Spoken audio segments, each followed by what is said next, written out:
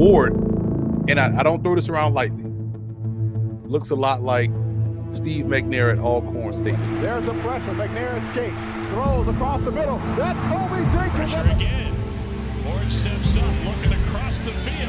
Beautiful catch, man. Watching Cam Ward, he said, reminds him of working out Steve McNair. Steve McNair. Watching McNair and then watching Ward, just that sense of calmness on every play. Like they always know what the answer is going to be. You want to read the name I put on top of this? What's that name right there? Can you read that name? Steve McNair. It reminds me a little bit, ironically, Steve McNair. When you bring up Steve McNair here in Tennessee, that's not useless, bud. That's something that really, really rings some bells here. I see a lot of Steve McNair in Cam Ward. They have the exact same build. Steve McNair was sub 6'2". I think they are almost the exact same height as Cam Ward. Cam Ward was 219, I think, at the combine. I think McNair was like 223. And McNair was my comparison even from a few months ago. I think it's a pretty easy comparison, one I've started to really like as I kind of even have sat and marinated on a little bit. Is Cam Ward really that special? Is he destined to revive Titans football the same way Steve McNair once did? The comparison is igniting whispers amongst Titans fans. Cam Ward, the electric Miami Hurricanes quarterback and presumed number 1 pick in the draft, and Steve McNair, the legendary Tennessee Titans QB who redefined toughness and playmaking. What's up, everyone? Justin Graver here for the Music City Audible channel. Today, we're diving into this Cam Ward, Steve McNair comparison. Now, if you're skeptical, I understand. But I think you'll be surprised at how many similarities there really are. Not just some stylistic resemblance, but their backgrounds, college journeys, that gritty toughness, and a special dose of magic. Plus, I'll tell you why I think the Titans should pull the trigger on Ward, what the analysts are saying, and why I think this comparison has real legs. So if you're new to the channel, thanks for tuning in. I hope you stick around. Hit that subscribe button. Don't forget to like the video and drop a comment below. All right, let's dive into the question at hand. Could Cam Ward be the heir to Steve McNair's legacy in Nashville? But first, a reminder that the Music City Audible is presented by Sinkers Beverages, the premier wine, spirits, and beer store in East Nashville. Check out their website linked in the video description to join the in crowd for exclusive perks. Cam Ward and Steve McNair didn't grow up in the spotlight. Both guys came from small, overlooked towns where football was a lifeline. Steve McNair's story starts in Mount Olive, Mississippi, a tiny rural town, population 900, buried in the pines. McNair grew up in a tin-roofed house, one of 5 boys raised by a single mom, Lucille, who worked grueling shifts to keep the family afloat. Football was his escape. At Mount Olive High, he wasn't just the quarterback, he was the heartbeat, leading his school to a state championship in his junior year. Coaches said he'd stay late to throw and outwork anyone, and he inspired his teammates with a quiet, steely resolve. Mount Olive wasn't a football factory. It was a place that forged toughness and pride. Cam Ward's roots aren't far off. He's from West Columbia, Texas, a small town under 4,000 people, an hour southwest of Houston. It's a quiet, working-class place. Think oil fields, tight-knit communities, and Friday night lights. His dad worked construction, and Cam grew up knowing hard work wasn't just optional. Ward wasn't a big name in high school. At Columbia High, he played in a run-heavy, wing T offense, barely attempting 12 passes a game his senior year. But he led with fire, dragging his team to the playoffs through sheer determination. He didn't have the flashy stats or the glamorous attention, but he had grit and a cannon for an arm. Both McNair and Ward come from humble roots, small towns where football was their way to shine. They weren't handed fame, they earned it, carrying their communities with a relentless blue-collar spirit, humble, hungry, and built to lead. That underdog mentality shaped who they became, and that small-town hunger is a foundation they share. But despite their high school success, when it came to college recruiting, neither Ward nor McNair had the red carpet rolled out for them. McNair was a 3-star prospect out of Mount Olive. He had raw talent, but no hype. SEC powerhouses like Ole Miss and Florida wanted him as a defensive back, not a quarterback. McNair said no way, he wanted to sling it. So he chose Alcorn State, a small HBCU in Mississippi where he could run the show. It wasn't a power program, but it was his shot, and he seized it. Cam Ward's recruiting tale is even leaner. He was a 0-star recruit coming out of high school. That wing T system buried his arm talent, and big schools didn't even glance his way. He got one offer from Incarnate Word, an FCS school in San Antonio. No fanfare, no hype, just a chance. Ward took it and ran, hell-bent on proving himself. Ward will look to throw to the end zone. Touchdown! Both Ward and McNair were slept on, forced to prove themselves at smaller programs, and boy did they deliver. They were overlooked, underestimated, and forced to take a road less traveled. That chip on their shoulder is a trait they both turned into fuel. Meanwhile, goes deep. He's looking for 6-6, and he's got it. 6-6 at the 10-5 touchdown. Ward rolling out to the end zone, touchdown. You see, both guys became legends at the college level. Steve McNair turned Alcorn State into his kingdom. From 1991 to 1994, he threw for 14,496 yards, 119 touchdowns, and ran for over 2,300 more yards. His senior year, 5,799 total yards, is still an FCS record. He won the Walter Payton Award, 3 SWAC Offensive Player of the Year honors, and finished third in the 1994 Heisman race. But it was his work ethic that defined him. Coach Cardale Jones said, Steve would be out there throwing till midnight, then back at 6 a.m. He didn't just work, he outworked everybody. Teammates called him The Rock, taking hits, studying film obsessively, and rallying the offense with game-winning drives like his 1994 comeback against number 6 ranked Troy State, where he erased an 11-point deficit in the final minutes. He built a legacy on grit. Cam Ward's college path mirrors that hustle. From Incarnate Word to Washington State to Miami, he climbed the ladder. At UIW, he lit it up. Over 6,900 yards and 74 total touchdowns in just 19 games. At Washington State, he was tested. Tougher defenses, colder weather, but he kept climbing, showing off his arm talent and improvisational skills. 2024 at Miami was his masterpiece. 4,313 yards, 39 passing touchdowns, leading the nation's top-scoring offense at 43.9 points per game.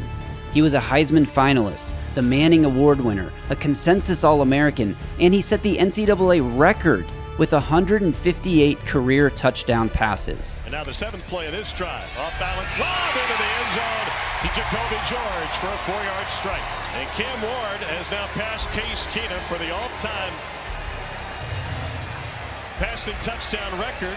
Ward is a gunslinger, quick release, deadly on the move, and fearless in the clutch. He led Miami to comeback wins against Duke, Cal, Virginia Tech, and Louisville, erasing double-digit deficits with ice in his veins, including a 17-point rally against Virginia Tech in the final minutes. Miami trailed Cal 35-10 in the third quarter before winning 39-38, with Ward throwing for 437 yards with 3 total scores. And then the flip out, and Arroyo gets into the end zone. A 5-yard touchdown catch. Unbelievable comeback by the Miami Hurricanes. Back to our comparison, both McNair and Ward turned small programs into showcases with historic stats and trophies to show for it. McNair with his SWAC dominance. No player at any level ever had the kind of career that Steve McNair had. Ward with his national breakout. Look at him extending the play and now downfield, touchdown! That is how Cam Ward does it! But it's the grind that binds them. First in, last out leaders who rewrote their team's fates through sweat, committed film study, and an unyielding will to win. Add their shared knack for clutch comebacks, McNair's late-game heroics, Ward's fourth-quarter magic, and you can see why this comparison is being made more and more often. Cranks it up, goes downfield, and gets it complete! So how did the Titans, or back then, the Houston Oilers, know McNair was their guy? In 1995, with the 3rd overall pick, general manager Floyd Reese and new head coach Jeff Fisher saw something special in McNair. a winner. It wasn't just his stats. He was a leader who elevated everyone around him, but it was his grit that sold them. Great athletic ability. He pulls a hamstring on this play, but he stays in. And that's another thing about him. He's tough. He played the next week. He would take punishment and still deliver, playing through pain like a warrior. They loved that toughness and his ability to make plays off script. The Oilers had struggled at quarterback, and McNair's raw talent, paired with his work ethic, locker room presence, and durability, convinced them he could be a franchise cornerstone. And they were right. With 3 Pro Bowl nods, a league's co-MVP in 2003, and that legendary Super Bowl 34 run, he became Nashville's heartbeat. Rolls right in bad trouble back at the 40. He gets away somehow. Fires downfield. There's Dyson. Dyson at the 10. Ball timeout. He's tackled at the 10. Cam Ward fits that mold too. Like McNair, he has an uncanny ability to elevate those around him. We're not playing like that. We got to pick our shit up. Both sides of the ball is going to whoop their ass, bro. We're at home. We got to beat their ass, bro. We restoring order back in this state. We run this. Let's go. 1, 2, 3. 1, 2, 3. Win. Coach Mario Cristobal said, Cam's the first guy in, last one out, every day. He changed our culture. He just elevated the confidence, the faith of the rest of those guys in that locker room. Receiver Xavier Restrepo added, he's a dog, man. In the film room before us, running extra reps, pushing us to believe. Very vocal from day one. Cam came in here demanding stuff, and we kind of just went with him. After leading Incarnate Word to their first Southland Conference title ever in 2021, with a 10-3 record reaching the second round of the FCS playoffs, he transformed a Miami team that had gone 7-5 the season before back into a powerhouse, using that relentless drive and leading Miami to one of its best seasons in recent memory. He's taken his lumps, a shoulder tweak at Incarnate Word, a knee scare at Washington State, but he never missed a start, gutting it out for 52 straight NCAA games. Like McNair, he's tough, strong, and built to endure, a trait this current Titans regime could use, as Tennessee sits at a crossroads in 2025, staring at another top pick after another dismal season, and with no viable quarterback on the roster after Will Levis failed to pan out and the offense desperate for a spark. It's like 1995 all over again, a team adrift, needing a quarterback to save them. Fast forward to today, and analysts are seeing McNair and Cam Ward. The first person to make this comparison was likely Emory Hunt, a football game plan back in August of 2022. Ward, and I don't throw this around lightly, but comparing his game looks a lot like Steve McNair at Alcorn State. Cam Ward, and it's not just because he's going to the Titans, plays a lot like Steve McNair. Yeah. Steve McNair. Exactly. Where did he play? Tennessee Titans. Exactly right. It reminds me a little bit, ironically, of Steve McNair. I love Cam Ward, man. He's my favorite quarterback in this draft. He's been my QB1 since about September. Just a tremendous leader, an alpha, as they like to say. Someone who's in total control of his situation from a leadership perspective. I think he's too good to pass up. I wouldn't pass him up. Just think of his how he got here moment, that underdog mentality that he plays with. Everywhere that he's been, he's had a huge impact on that program. I think it really shows up when you look at his third down numbers. So on third down last year, 95 QBR, which is crazy. First amongst not just prospects. These stats are insane. All the underlying numbers are insane. Off the chart. Just the ability to make those uncanny plays when his team needs him the most.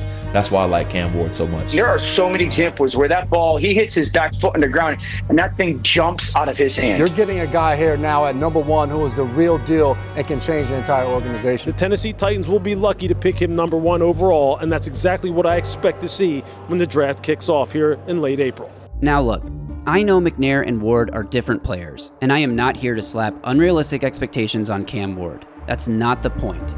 But let's be real. When you're the first pick in the draft, expectations come with the territory.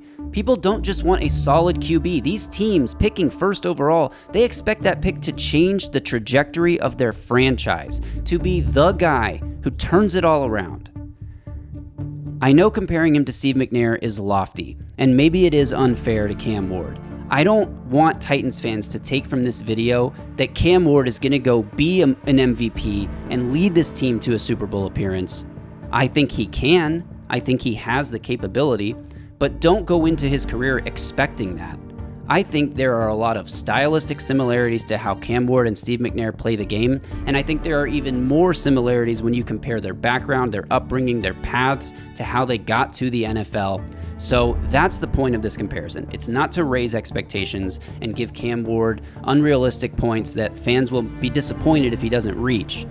I just think Cam Ward can do it. I think he can be that guy to turn things around. All right, let's wrap it up. We know the Titans have options with the first overall pick. Edge rusher Abdul Carter, two-way sensation Travis Hunter are widely hailed as the two most talented players in this class. Tennessee could draft Shedeur Sanders. They could trade the pick and continue to build this roster and wait a year to select a quarterback. But I think that would be a mistake.